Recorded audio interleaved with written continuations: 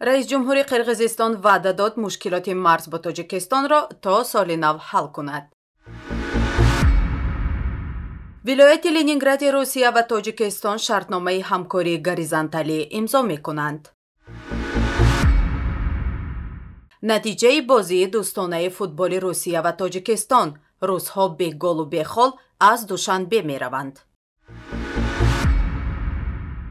мақомоти қирғизистон қасд дорад то соли нав мушкилоти марзӣ бо тоҷикистонро ҳал кунад. дар ин бора раис ҷумҳури қирғизистон Содир Ҷабборов як рӯз пеш 17 ноябр дар ҷаласаи Жокоргу Кенеш изҳор дошт.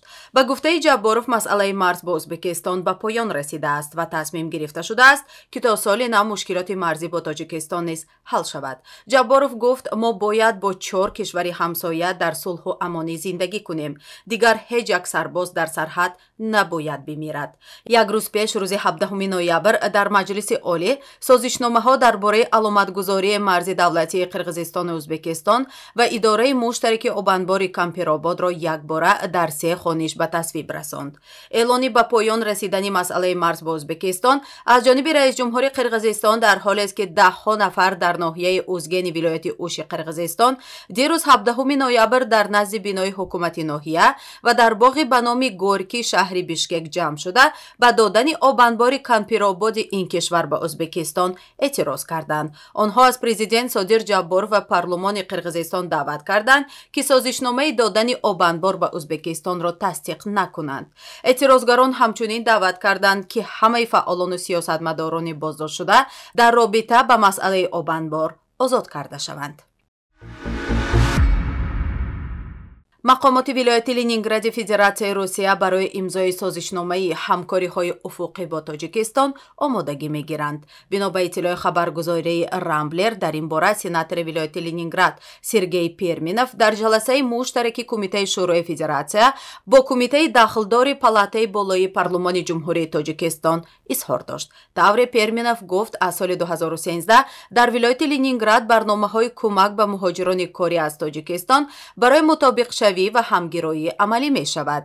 дар ояндаи наздик дар ҷумҳурии Тоҷикистон минтақае муайян карда мешавад ки вилояти Ленинград бо он шартномаи ҳамкории горизонталӣ хоҳад баст.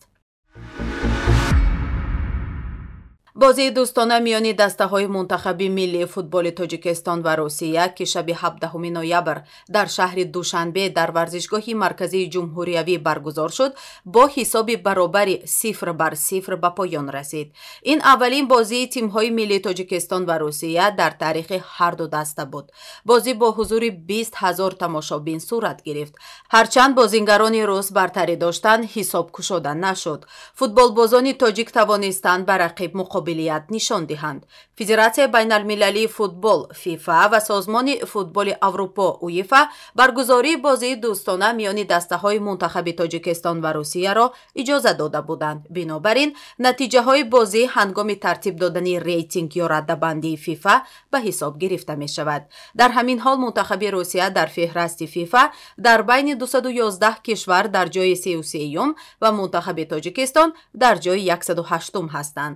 қаблан дастаи мунтахаби Русия дар Бишкек дар бозии дӯстона мунтахаби Қирғизистонро бо ҳисоби 2-1 шикаст дода буд. ҳамакнун мунтахаби Русия рӯзи якшанбе 20 ноябр дар шаҳри Тошканд бо тими миллии Ӯзбекистон бозии дӯстона анҷом медиҳад.